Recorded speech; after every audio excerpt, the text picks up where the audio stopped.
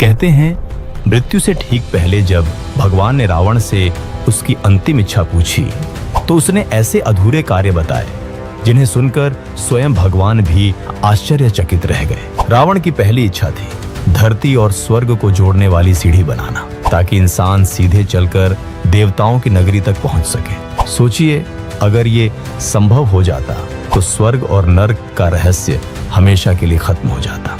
दूसरी इच्छा, वह चाहता था कि कोई भी बच्चा अपने पिता से पहले न मरे। रावण के अनुसार यह दुनिया का सबसे बड़ा अन्याय है। उसकी इच्छा थी मृत्यु को एक नए नियम से बांध देना। तीसरी इच्छा, उसने सोचा था मनुष्य मृत्यु के समय खुद अपने पाप पुण्य देख सके। इसके लिए वह एक अद्भुत यंत्र बनाना चाहता था जिससे यमराज के दूतों की जरूरत ही खत्म हो जाती और इंसान खुद जान पाता कि उसे स्वर्ग मिलेगा या नर्क। चौथी इच्छा, रावण की नजर सिर्फ मानव जीवन पर ही नहीं बल्कि प्रकृति पर भी। वह चाहता था कि समुद्र का पानी मीठा हो जाए ताकि प्यास से कोई न मरे।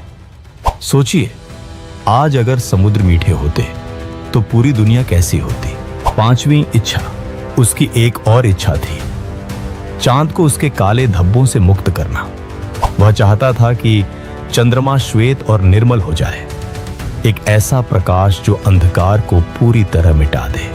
छठी इच्छा, सोने से भरी लंका में रहते हुए भी रावण चाहता था कि सोने में सुगंध हो ताकि उसका राज्य केवल वैभव से नहीं बल्कि सुगंध से भी महके। सातवीं इच्छा, उसने सोचा था बलि राजा को मुक्त करने का, वही बलि जिसे वामन अवतार ने पाताल में भेज दिया था। रावण मानता था कि ऐसा राजा जिसकी दानशीलता बेमिसाल थी उसे कैद में रहना ही नहीं चाहिए। आठवीं और सबसे अद्भुत इच्छा, रावण चाहता था कि पृथ्वी का भार उठाने वाले शेषनाग को मुक्त कर दे। उसने सोचा था इंद्र के वज्र और पृथ्वी के लोहे को मिलाकर एक अखंड खंभा बनाएगा जो सृष्टि का बोझ संभाले ताकि शेषनाग विश्राम कर सके। अब सवाल यह है, अगर रावण सच में ये काम पूरे कर देता तो क्या हम आज की दुनिया को पहचान भी पाते?